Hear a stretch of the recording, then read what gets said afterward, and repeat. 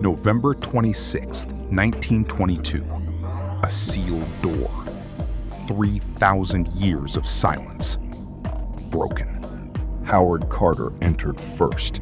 He spent 10 years inside. He died at 64 of unrelated causes.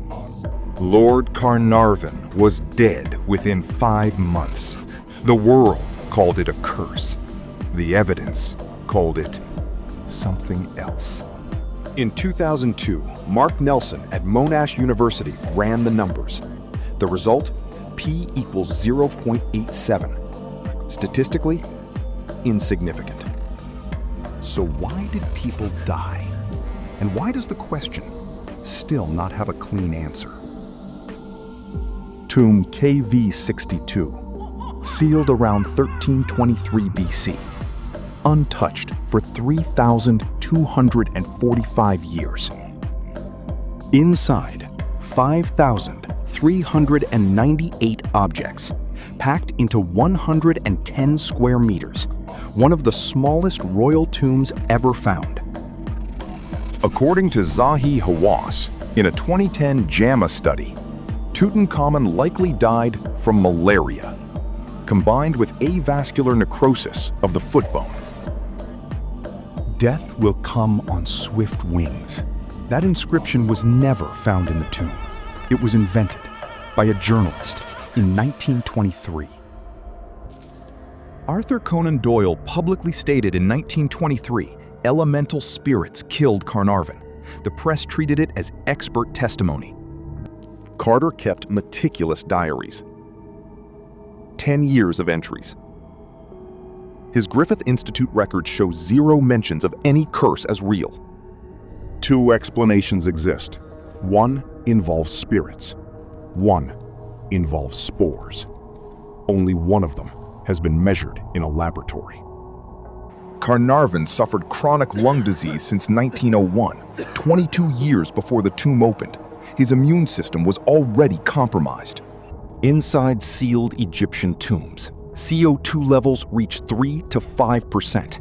Normal air contains 0.04%. This causes unconsciousness.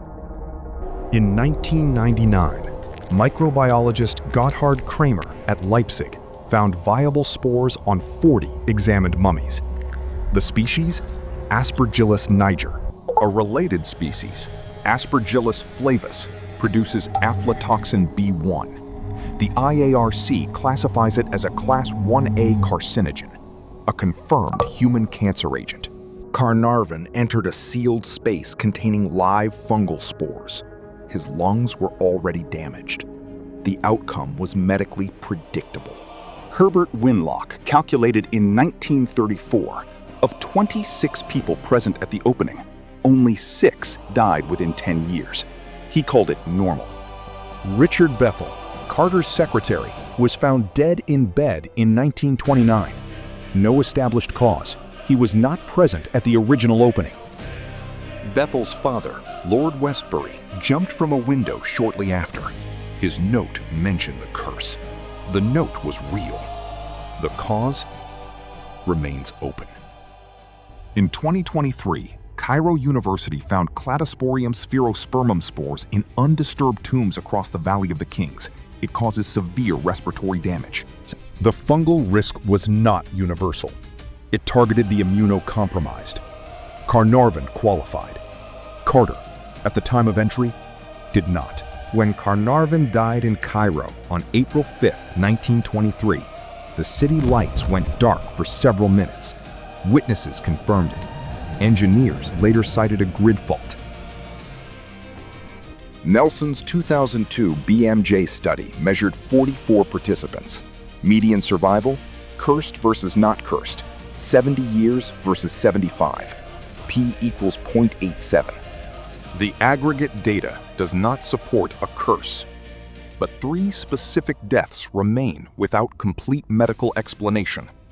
That gap is where the question lives. Howard Carter lived 17 more years after the opening. He died in 1939.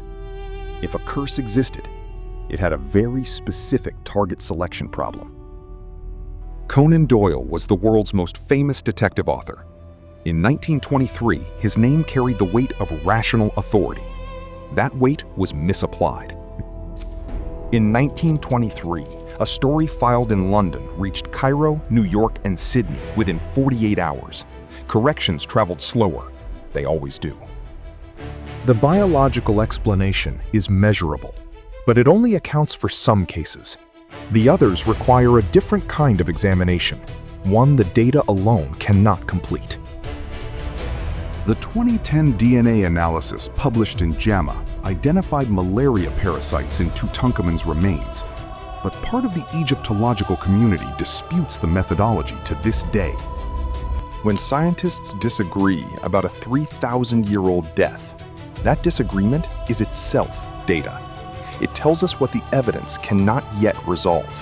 KV62 is 110 square meters, 5,398 objects inside. The compression suggests a rushed burial. Rushed burials suggest unplanned deaths. Lord Westbury's note named the curse directly, but a note written in grief by an elderly man who had just lost his son is not forensic evidence. It is testimony of a state of mind. Of the people connected to KV62, those who lived long received no coverage. Those who died received headlines. The pattern was selected, not observed. Science explained most of the deaths. That precision made the remaining unexplained cases harder to dismiss, not easier. Partial answers create sharper questions. When the seal broke in November 1922, everyone present inhaled the same air. CO2 at 3 to 5%. The physiological response depended entirely on pre-existing health. Carter's diaries are fully digitized, available at the Griffith Institute, Oxford. They contain no mention of a curse as real. Absence of record is not the same as absence of event.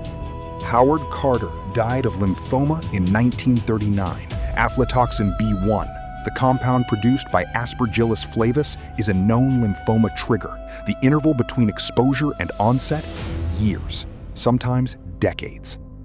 If the exposure happened in 1922 and lymphoma onset occurred in the late 1930s, Howard Carter's 17 years of survival may not disprove the biological hypothesis. It may confirm it. The question was never whether a curse existed. The question was always what biological, chemical, or psychological mechanism produced outcomes that looked like one. 3 lines of evidence. 1 biological, 1 statistical, 1 psychological, each partial. Together, they form the most complete picture available. It is still incomplete. Consider this. Every culture in history has named what it cannot measure. The ancients called biological death traps sacred space. We call them contaminated environments. The deaths were identical. Richard Bethel was not in the tomb. He had no direct exposure. He was 35 years old. He was found dead in bed on November 15, 1929. No cause was ever established. The curse of the Pharaohs is not a supernatural claim. It is a cultural label applied to a cluster of deaths, some explained, some not, that occurred near a single location between 1922 and 1929. Carter's diaries record his reaction to the curse story. The Griffith Institute archives show one consistent response: irritation at journalists. Not fear, not belief, irritation. November 1922, one event, 2 narratives. Carter saw a scientific discovery. The press saw a supernatural warning. The tomb did not change. The interpretation did. Mark Nelson's conclusion in the BMJ 2002, no statistically significant evidence for the curse, P equals 0.87. The unexplained cases remain. Both statements are simultaneously true. Tomb KV62 is still open. Visitors enter it today. The spores documented by Kramer in 1999 have not been eradicated. The biological record of 1922 persists inside those walls. 102 years have passed since November 26, 1922. The question has not been resolved. It has only become less fashionable to ask. Those are not the same thing. Carter's diaries, digitized. Nelson's study, peer-reviewed. Kramer's findings, published. Cladosporium spherospermum, confirmed. Bethel's cause of death, unknown. The archive is complete. The answer is not. Unexplained is a category of evidence. Supernatural is a category of interpretation. Richard Bethel's death belongs to the first. It has never been moved to the second by any verified evidence. What the evidence establishes: fungal spores were present. Carnarvon was vulnerable. Media amplified a myth. What the evidence does not establish: why Bethel died. That boundary is where this investigation ends. Every civilization builds a language for what it cannot explain. The question is not whether that language is true. The question is, what does it cost us when we stop asking what is underneath it? KV-62, sealed 1323 BC. Opened November 26, 1922. The seal is broken. The questions are not.